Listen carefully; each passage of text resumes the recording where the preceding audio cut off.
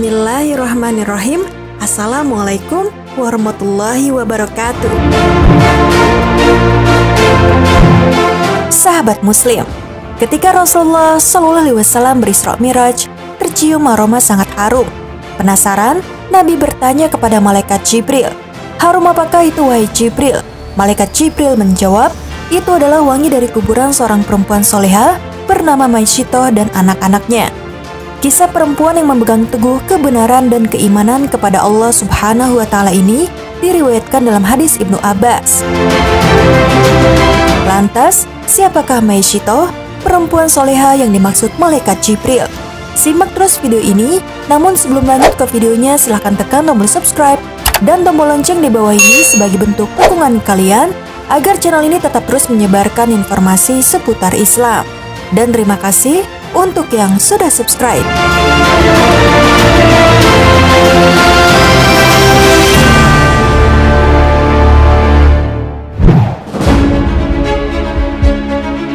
Sahabat Muslim, kisah Maisyitoh disebut dalam sebagian hadis Rasulullah SAW tentang Isra Miraj yang diriwayatkan Imam Ahmad, Ibnu Hibban, dan Tabrani.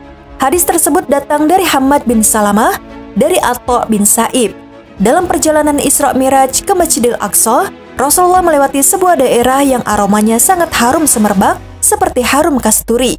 Ketika malam Isra Miraj, Rasulullah SAW melewati suatu tempat. Tiba-tiba beliau mencium aroma yang sangat harum. Beliau pun bertanya kepada Jibril, "Wahai Jibril, wangi apakah ini?" "Ini adalah wangi Maisyitoh, tukang sisir putri Fir'aun, serta anak-anaknya Maisyitoh," jawab Jibril. Nabi SAW kembali bertanya, "Apa gerangan kelebihan Maisyitoh? Ada apa dengannya?" Malaikat Jibril kemudian menceritakan kisah Maisyitoh, sang tukang sisir putri Fir'aun. Suatu hari, ketika ia sedang menyisir rambut putri Fir'aun, tiba-tiba sisirnya terjatuh dari tangannya. Maisyitoh kaget dan refleks mengucapkan bismillah. Putri Fir'aun merasa heran dengan ucapan Maisyitoh. Ia lalu berkata, "Apakah maksudnya ayahku?" Maisyitoh pun menjawab, "Tidak. Akan tetapi Tuhanku dan Tuhan ayahmu adalah Allah." Mendengar jawaban dari tukang sisirnya, sang putri pun mengancam, "Aku akan memberitahukan tentang itu kepada ayah." "Silahkan," jawab Maisyitoh tanpa rasa takut. Maka putri Fir'aun itu pun memberitahukan perihal Maisyitoh kepada ayahnya. Begitu murkanya Fir'aun ketika mengetahui ada rakyatnya yang tidak menyembahnya, ia lalu memanggil tukang sisirnya dan berkata, "Hai Maisyitoh, apa benar engkau memiliki Tuhan selain diriku?" "Ya, Tuhanku dan Tuhanmu adalah Allah," jawab Maisyitoh yakin. Kemudian Firaun memerintahkan Maisyitoh untuk beriman kepadanya. Namun ia tetap teguh pada keimanannya. Maka Firaun pun memerintahkan pelayannya untuk menyiapkan kuali besar dan mengambil patung sapi yang terbuat dari tembaga. Patung sapi itu lalu diletakkan di dalam kuali tersebut dan dipanaskan hingga meleleh. Tatkala kuali besar yang berisi tembaga panas telah siap, Firaun pun memerintahkan Maisyitoh dan anak-anaknya untuk melompat ke dalamnya. Namun sebelum melompat, Maisyitoh meminta permintaan terakhir. Ia berkata, "Aku punya satu keperluan kepadamu." "Apa keperluanmu?" tanya Firaun.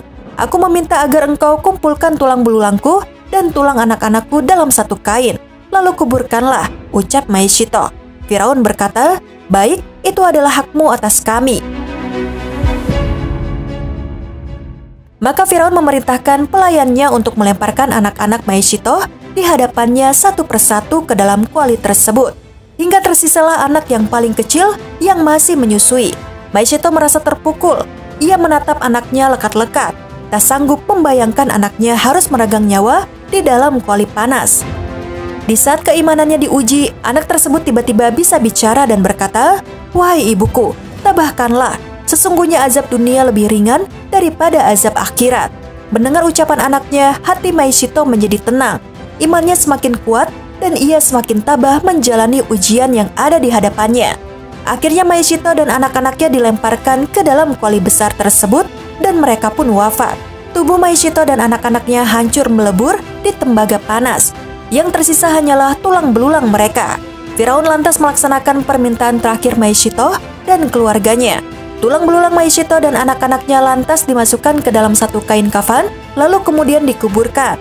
Allah Subhanahu wa Ta'ala lantas memberikan tanda keistimewaan dan kemuliaan terhadap Maisyitoh dan keluarganya. Kuburan mereka lalu memancarkan aroma wangi dan harum sekali. Aroma wangi semerbak ini bahkan tercium Nabi Muhammad SAW saat melakukan perjalanan Isra bersama malaikat Jibril alaihissalam.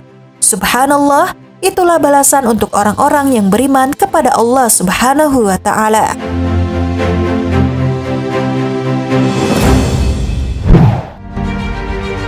Sahabat Muslim, demikianlah kisah Maisyitoh dan keluarganya yang rela direbus hidup-hidup demi mempertahankan keimanan kepada Allah Subhanahu wa Ta'ala di hadapan Raja Fir'aun yang murka ketika mengetahui bahwa rakyatnya tidak patuh dan tidak mau mengakuinya sebagai Tuhan. Allah Subhanahu wa Ta'ala telah membuktikan kepada hamba-hambanya yang istiqomah. Masya Allah, semoga kita semua bisa mengambil hikmah dan pelajaran dari kisah ini. Amin ya Rabbal Alamin. Sekian video kali ini. Wassalamualaikum warahmatullahi wabarakatuh.